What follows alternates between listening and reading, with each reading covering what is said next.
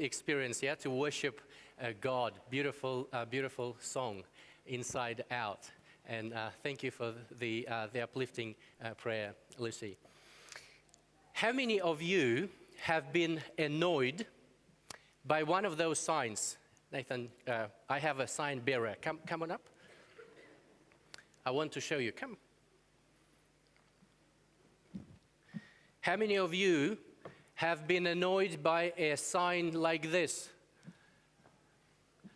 being pointed at you when it was the very last thing you wanted to see at that very moment in your life, when you really needed to get somewhere, and you see this sign of some road workers being pointed at you, and you are thinking, oh Lord, not now, please. Why does it have to be me?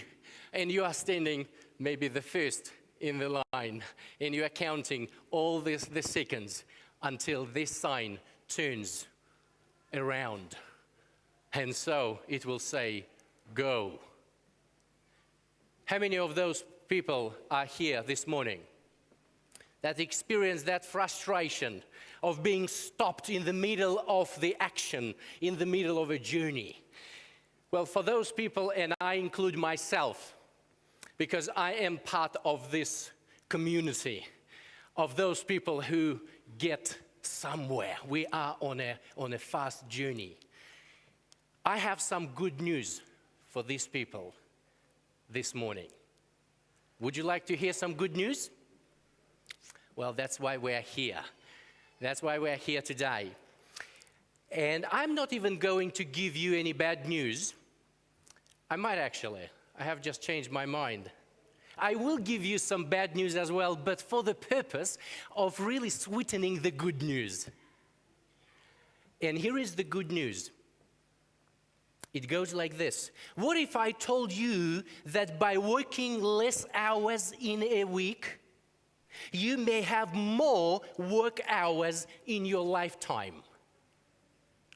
What if I told you that by spending less days earning your annual wage, you may gain more annual wage in your lifetime? What if I told you that by spending less on the things you think you need, you want, you may get more of those things that you need? Now, I know what some of you are thinking. Pastor, this is exactly what I want to hear this morning. How can I get to the place where I can do less and get more?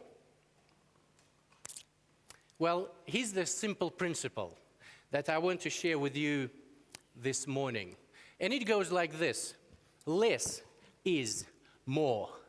Sometimes less is more. Now, this principle, I need to warn you, goes against the principles and the values of our society. Our lives are becoming increasingly busier and more hectic than ever. And every day we hear people talk, oh, I just don't have enough time. I wish I had that one extra hour this week to catch up, to do some things that we need to do.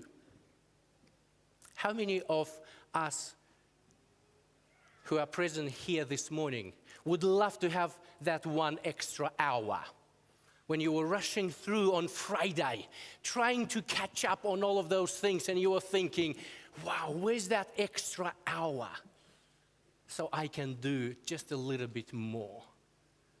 We all belong to this society. We somehow adopted that consumer mindset which you were discussing throughout the whole series. And we all heard the saying, time is money. And the consumer mindset goes, time equals money equals, and things equal happiness. So to be happy, you really need to have more things, because things give you the sense of fulfillment, the sense of meaning. sense of importance, sense of achievement. But to have more things, you need to have more money. But to have more money, you need to have more time. And that's why we don't have enough time. Because we want more happiness. We want more of those things. We want more of money. The truth of the matter is, time has never changed. It has always been 24 hours in a day and 7 days in a week. It has always been like this. But what has changed and is still changing is the values of our society. I came across a couple of studies that really hit home where our whole society is headed now. And we are unfortunately, or we could be, on the same bus with the rest of people heading down this road. And here is the information. It's just a little bit outdated, but the recent information is even worse. Because the Organization of Economic Cooperation and Development recently pointed out that over a 32-year period, working week hours rose in Australia, the USA, Canada, Iceland, and New Zealand. And the International Labour Organization recently found that Australia had the 4th highest proportion of people working 50 hours a week or more. And that number of Australians working these excessive hours was growing faster than in any industrialized nation. Are you already overwhelmed? I'm like, Pastor, I want to hear some good news, but you keep on kind of putting some weight. I want some good news. Well, here's the continuation of this good news. God has provided something that can resolve our issue with the lack of time. God is amazing, and He has provided something for us to resolve this issue. Just before I share this principle that God provided, I want to assure you of God's best intentions and His interest in our well-being. In John chapter 10 and verse 10, Jesus says, "My purpose is to give them a rich and satisfying life."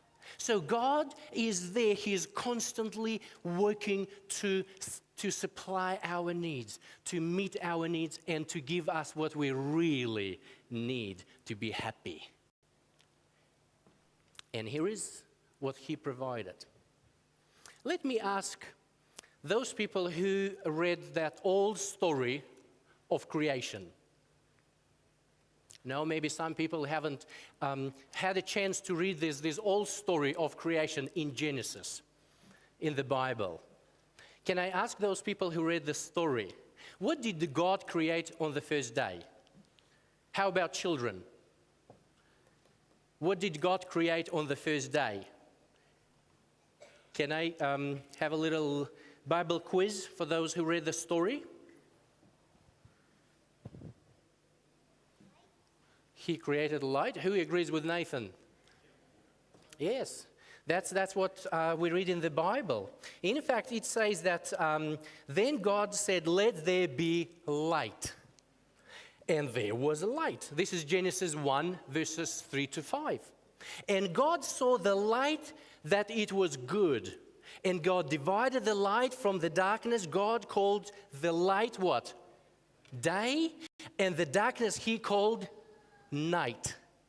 So the evening and morning were the first day. And in fact, when you read the story, you say, well, that's exactly what He created. Until you read further, you realize that there was no sun or moon or anything that actually could give light. In fact, I would disagree that it was light and suggest that He created time. on the very first day of God's creation, the way He created the whole world, He started from the very beginning by setting time. And that's what we read in verse 5. It says, God called the light day, and the darkness He called night. Why would God start creating everything that He created with time? Because further from there, we see that He also creates this cycle of 6 days. Then He stops 7th day, and then it starts all over. Have you ever wondered why we have this 7 day week cycle? And 365 yearly cycle. It was not human beings who came up with this wonderful idea. It was God who set it all up right from day one. And He created this beautiful environment, and then in this environment He placed human beings so they could enjoy their life and the purpose that God had for them.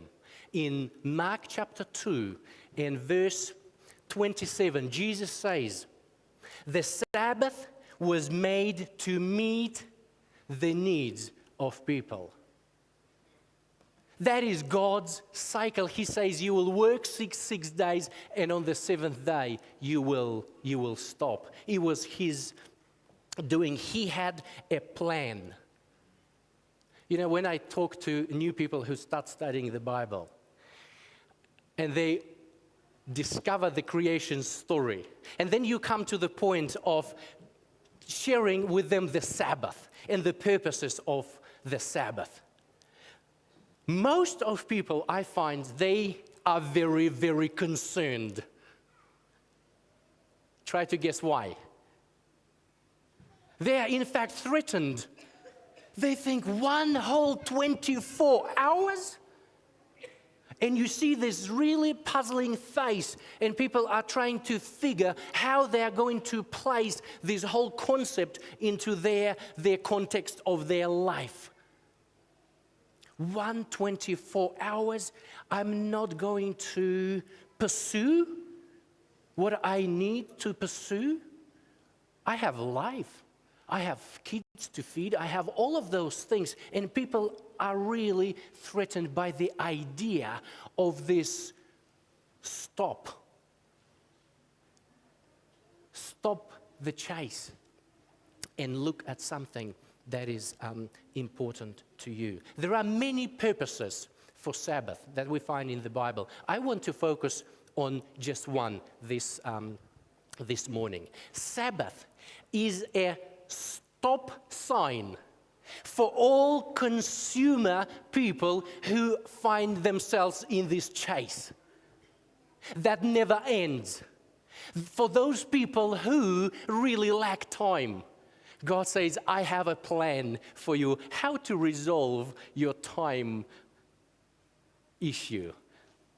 How to resolve the lack of time. You are going to spend 1/7 of your week on things that are most important to you. In fact, there is a book. I'm not sure if you refer to this book in your studies, written by Laura Hartman. The book is called Christian Consumer. And there the author says that Sabbath is God's way to stop the chase and provide true abundance for His creation. This lady is not even Seventh-day Adventist, but she believes that Sabbath is that stop sign that God set up to turn the minds of people from consumer chase to the things that are absolutely important to them. How many of you have ever driven past the stop sign without even slowing down? Anybody took a risk? I remember once we were driving and my wife didn't, I know we'll have a little issue during lunchtime, But we just went past stop sign, and I froze. Whew. Thank you, Jesus, there was no cars. Generally, we don't do those things. We respect those kind of signs because they are there for a purpose. They are not there to harm us, to take something away from us, or just to slow us down, but to really safeguard us. And when those people point this sign at us, and although we do not appreciate it, but they do it for a good reason, to maintain the road so our journey is safe and pleasurable and pleasant. God set up this Sabbath as a stop sign for all consumers who need to stop regularly in order to focus on what's important, on what's most important to them. But you know what? Consumer mind thinks, I already know what's important for me. That's why I don't have enough time. I am pursuing what's important for me, and I just need another extra hour to do what I need to do. But God thinks in a different way. How many of you have come across so-called one of those days people? Those people who know exactly what they need to do in life, but they just never get around to doing it. And I guarantee maybe 90% of us are the same people who, if they sit down and kind of really think and put a little list together, they will end up with a substantial list of those most important things they know they need to do.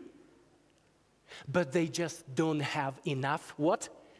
Time to do it. And they say, hey, after this one project, it's going to be only 1 month. And once I'm finished, I will get this book and I'm going to read it. Or once this work project finishes, I'm going to spend more time with my family. Or when I earn so much money, I will be able to pay off this mortgage, and then I will look into the spiritual aspect of my life more seriously. And it never happens.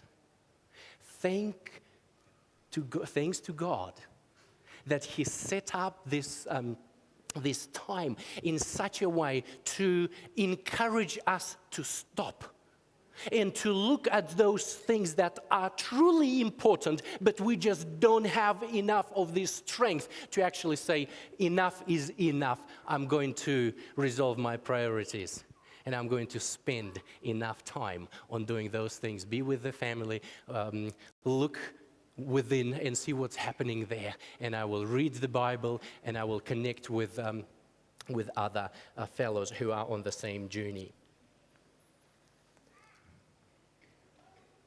God didn't just leave it on catch-as-you-can basis.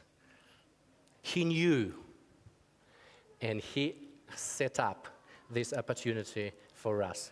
In fact, I love one aspect about the Sabbath, that you don't really need to do anything. It will come all by itself. All God is asking is, please remember that it will come, so you are ready to experience all the blessings of this. Are you able to put this chase aside and look at what's really important to you? I want to also share another aspect, the other side of this stop sign, and apply it to the Christian consumers who already keep the Sabbath. And I want to actually bring the second part of the same verse that I quoted before, where it says, Mark chapter 2 and verse 27, the Sabbath was made to meet the needs of people, and not the people meet the requirements of the Sabbath. For some reason, it was absolutely relevant to those people when Jesus said those words, because they truly believed that they were created to keep the Sabbath holy. Now, let's apply this principle to us. Do you find yourself coming to church, in engaging in all sorts of activities, maybe a Sabbath school, maybe children's class, all of those various aspects that you do, but when you go home, you realize that you actually didn't experience the presence of God. Can you also be a Christian consumer, which means you consume all the things that are church things without consuming God? Without living and breathing God. Really, without being connected with God. Oh, yes, you can. And there was a wonderful story that one of the authors shares in the Gospels. Just one day in the life of Jesus, when he came to visit his friends, Lazarus, Martha, and Mary. And as he comes, Martha was so thrilled. She was a very dedicated disciple and a very committed one. She was willing to go the extra mile for Jesus.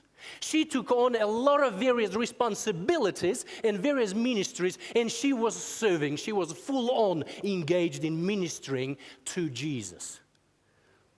And as she runs around organizing all of those things, she finds that Mary is sitting there and is just drinking some of the wisdom and the insight and the blessings that Jesus is sharing. And that really annoys Martha. She abruptly asks her to set up some things in the kitchen while she is continuing to finish her cooking. In half an hour, she comes back and she finds Mary doing the very same thing. She is still sitting there and listening. Ever experienced this kind of annoyance? When you are so flat out and you see some folks standing and maybe singing or reading the Bible, and you're thinking, come on, just get busy. And that was Martha. She comes to Jesus and she says, you got to help me. Master, you got to help me and really talk some sense into this sister of mine, because she really needs to engage herself. And this is what Jesus said, Martha, there's only one thing that is absolutely important. And I commend Mary for choosing the best part. Now, if you were to place yourself in the context of this story, who are you? Are you Mary, who takes time to really connect with God? Or Martha, who is so busy for God without really being with God? Are you this Christian consumer who consumes God's things without God himself?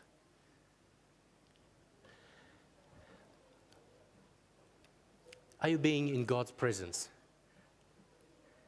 Are you discovering his presence when you come to church? That you focus on him, that you connect with God.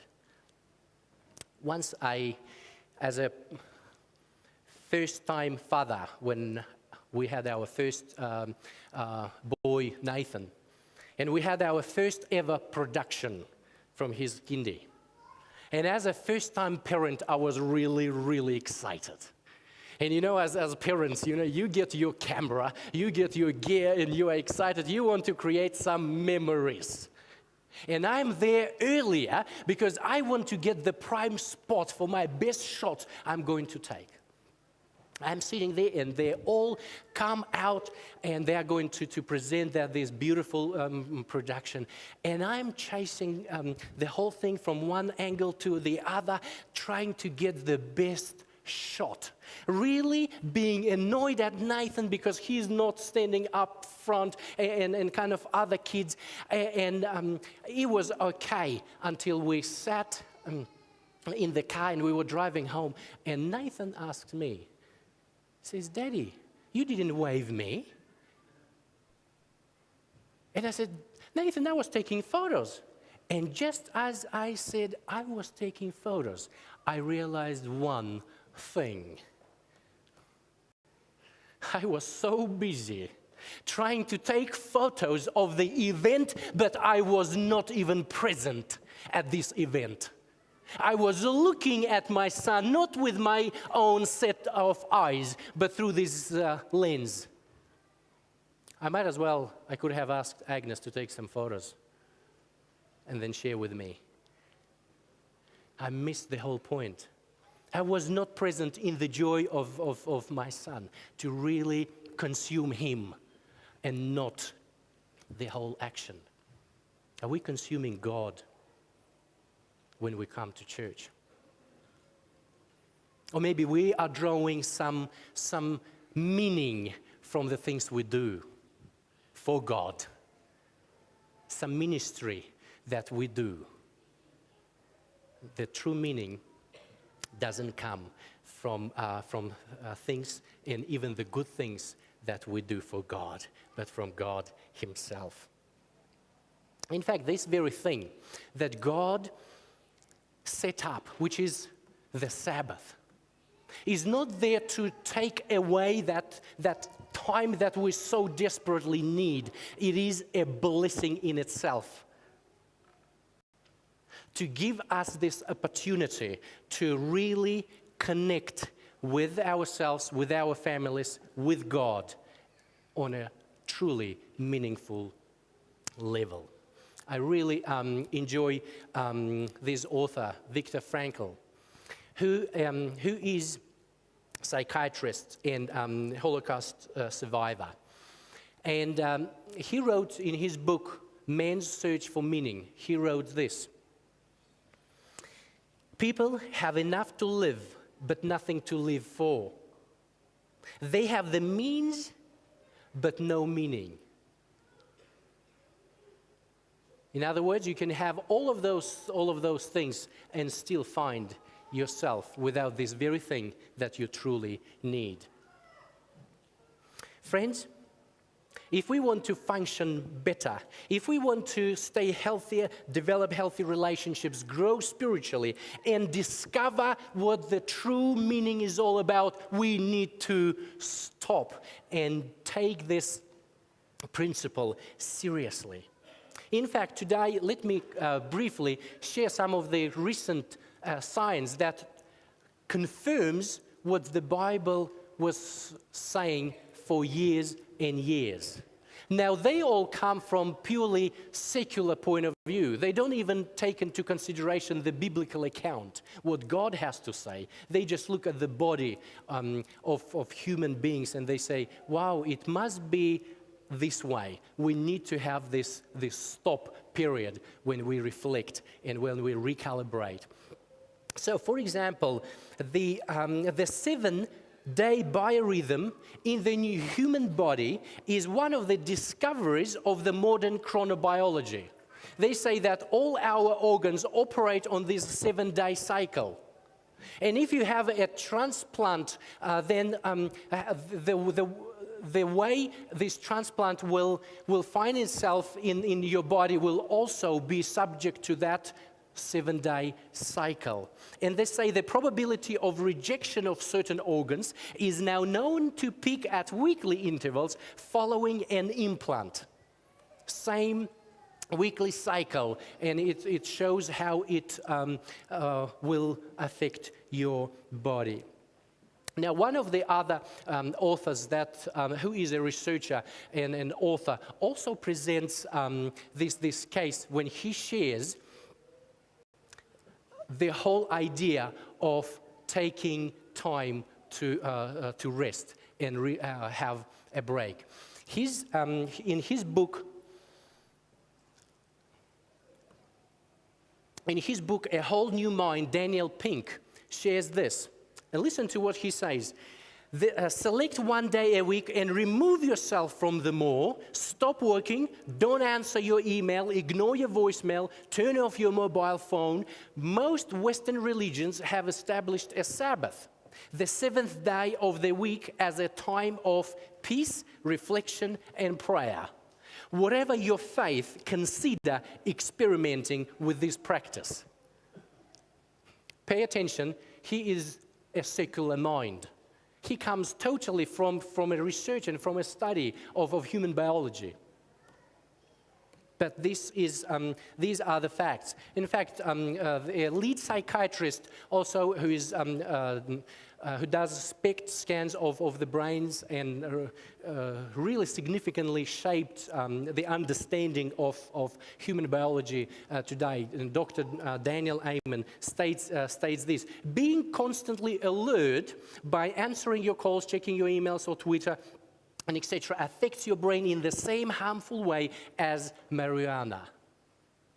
So, if you are constantly alert, if you don't have this kind of break, you might as well start. I won't say it, but it affects you just in the same way. And I have some slides to prove it. He takes this scan. This is the healthy brain. And when he takes a scan of the brain of a constantly available person who never takes time to have a break in the week for years, that's exactly how it looks. In fact, it is one of those images. When they put those two images together of the person who just runs, chases, never stops, never takes time to reflect and really connect, and they compare with the brain of the person who smokes the weed, it looks the same way. So God knew what He set up. In fact, there's a whole movement now. You can Google it and find this whole movement which is called Sabbath Manifesto, a day of unplugging. You can also join this and celebrate the day of rest. And they put a lot of testimonials how people start to feel when they in fact try to follow this biblical model of the cycle: 6 days work and 7-day break. And then they share, make sure to give yourself a full 24-hour day weekly, preferably from sundown to sundown. They don't read the Bible, but they do it from their own experience. The benefit of a tech Sabbath seem to speak for themselves. A day to unclutter the mind, to slow down the world, to reconnect with the outdoors, to commune with family and friends, to encounter simple. That was their own experience and how they experienced it and shared. Again, people who write from the experience rather than from the knowledge of the word and of the intention that God had. And then they list 10 different things that people can do on this day. And you can check this out yourself. But I would like to conclude by sharing and connecting my ending with the way I started. Just as I said, what if I told you that by spending less hours in a week chasing what you are trying to achieve, you may have more hours to do this very thing, but in a very meaningful way, in the way that God wants you. Dan Buettner, he's the National Geographic activist who's been studying, and I'm pretty certain most of you have read, or some of you have read this book called The Blue Zone, where he discovered this. The results show huge benefits in living longer and fuller lives through connection, community, and faith. In fact, it is totally connected to the time people take to reflect and rest and be engaged in faith communities and attend church. Up to 14 years of quality life for churchgoers. So friends, we all, very often, we attribute this to healthy living, what you eat as a healthy lifestyle. But they say that there's another aspect of it. If you follow this model that God set up from the beginning, and we take time, and we stop, and we reflect, and we connect with each other. We connect with God.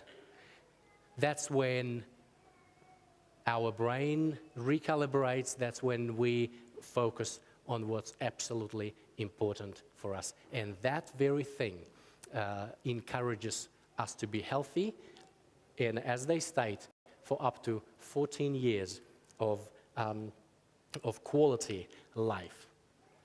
So you can choose which principle you are going to live by. Just as I started, less is more. And that's what God wants for our life. When we go through the week, we're busy, we have all sorts of areas to focus on, but one day is there to stop and reflect on what's absolutely important. Some suggestions for those people who are maybe wondering, what am I going to do for the whole 24 hours? Sit and read the Bible. You can, if it's what you want to do. But you can also expand your spectrum and engage yourself in other healthy activities, such as, 1, avoid technology. How many of you checked your Facebook status this morning? Or checked some tweets that were coming your way? Yeah? Connect with loved ones. Nurture your health. Get outside. Avoid commerce. Give back. Think gratefulness. Eat your favorite food. Church lunches are good, yeah? You can sit and connect with your friends. Find silence and connect with your Creator.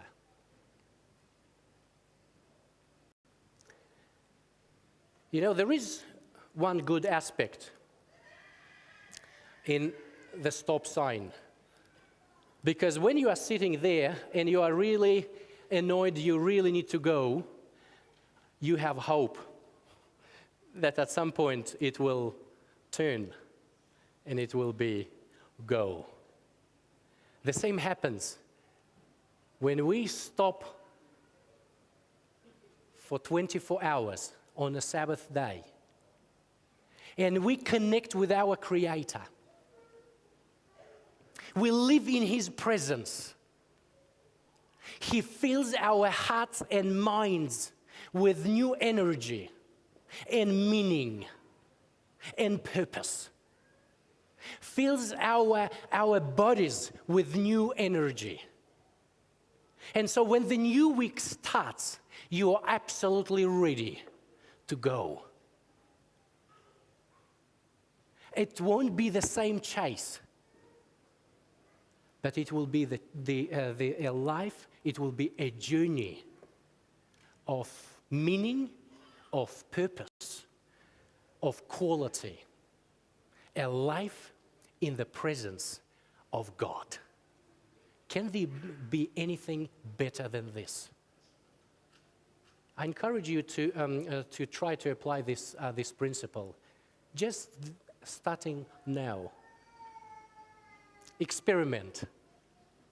Allow this chase to be parked, and focus on what's important to you, because the principle is less is more.